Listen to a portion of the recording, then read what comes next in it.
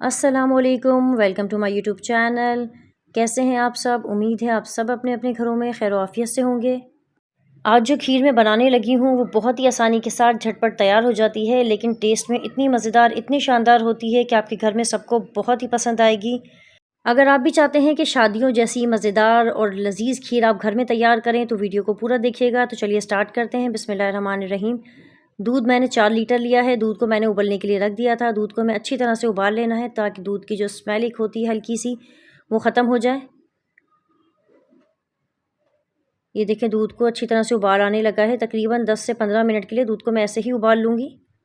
High flame पर दूध को 2 से 3 उबाल देने के बाद दूध की जो आंच है वो मैंने बिल्कुल कम कर दी थी। अब लो फ्लेम पर ये दूध पकते हुए तकरीबन 15-20 मिनट हो गए हैं। ये आप चेक कर सकते हैं कि दूध पे मलाई जो है कितने थिक आई है। दूध के पकने से साइडों पर बर्तन की जो मलाई जमा होने लगी है उस मलाई को भी खुरच कर आप दूध में ही शामिल कर दीजिए। वो हमारी खीर का जो मज़ा है वो दुबारा कर देंगे। यहाँ मैंने 1.5 कप के करीब सफ़ेद टोटा चावल लिए थे। आप चाहें तो बासमती राइस से भी बना सकते हैं, इट्स अप टू यू। चावलों को 2 घंटे के लिए मैंने भिगो कर रख दिया था। चावलों का पानी निकाल कर चावलों को अच्छी तरह से मैंने हाथों की मदद से क्रश कर लिया है। उबलते हुए दूध में चावलों को मैंने शामिल कर दिया है। अच्छी तरह से चम्मच को एक बार चला लीजिए ताकि चावल जो है पैंदे से जाकर ना लगे। अच्छा, बहुत सारे लोग क्या करते हैं कि खीर में उबाल कर भी चावल डाल देते हैं, लेकिन फिर खीर का वो मज़ा नहीं आता। खीर को पकते हुए तकरीबन आधा घंटा हो गया है। यहाँ मैं इसमें ऐड कर रही हूँ कुछ ड्राई फ्रूट्स। तकरीबन 2 खाने के चम्मच मैंने लिए हैं बादाम, 2 खाने के चम्मच मैंने लिए हैं पिस्ते। बादाम पिस्तों को हल्का सा बॉईल कर मैंने छिलके उतार लिए थे। बारीक बारीक मैंने इनको काट लिया था, वो भी मैंने खीर में शामिल कर दिए हैं। अब मैशर की मदद से अच्छी तरह से हमें खीर को घोट लेना है। आप चाहें तो मैशर की मदद से मैश कर लीजिए चावलों को, चाहें तो आप विस्क जिससे हम दही वगैरह फेंटते हैं वो यूज़ कर लीजिए। विस्क आप इस तरह से चलाएंगे तो चावल जो है बहुत ही जल्दी घुट जाते हैं खीर के। हार्डली मुझे 8 से 10 मिनट लगे होंगे मैशर और विस्क की मदद से चावलों को घोटने में। खीर हमारी बहुत अच्छी तरह से रेडी हो गई है। यहाँ मैं इसमें शामिल कर रही हूँ आधी प्याली के करीब कंडेंस मिल्क है मेरे पास। कंडेंस मिल्क क्योंकि बहुत ही थिक होता है इसलिए कंडेंस मिल्क को खीर में शामिल करने के बाद चम्मच एक बार चला लीजिए ताकि पैंदे से लगकर जले ना। साथ ही मैं इसमें शामिल करूँगी 1 प्याली के करीब मिल्क पाउडर है। किसी भी ब्रांड का सूखा दूध आप इसमें इस्तेमाल कर सकते हैं। अच्छी तरह से चम्मच को चला लेना है ताकि जो मिल्क पाउडर हमने खीर में ऐड किया है वो लम्स ना बने उसके। खीर को सौंधी सौंधी सी खुशबू देने के लिए मैं इसमें शामिल कर रही हूँ 4 से 5 मैंने हरी इलायची ली हैं।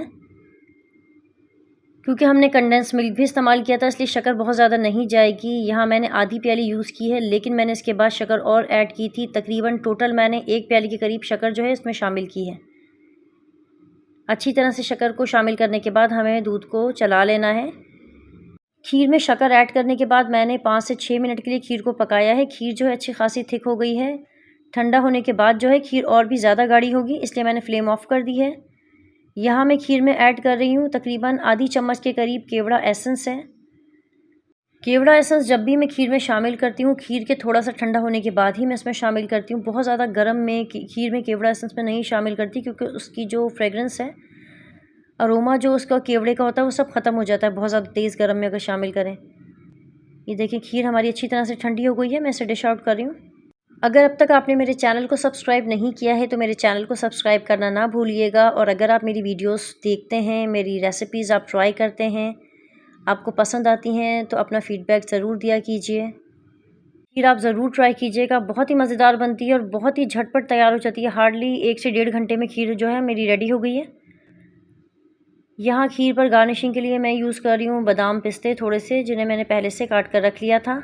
अगर आप चाहें तो चांदी के वर्क से भी खीर की गार्निशिंग कर सकते हैं। खीर आप ऐसे एंजॉय करें या फ्रिज में 2-3 घंटे के लिए रखकर ठंडी कर लीजिए। जिस तरह से भी आपको खीर पसंद हो आप एंजॉय कीजिए और फीडबैक ज़रूर दिया कीजिए कि आपको ये रेसिपी कैसी लगी। Mummy, it's too yummy.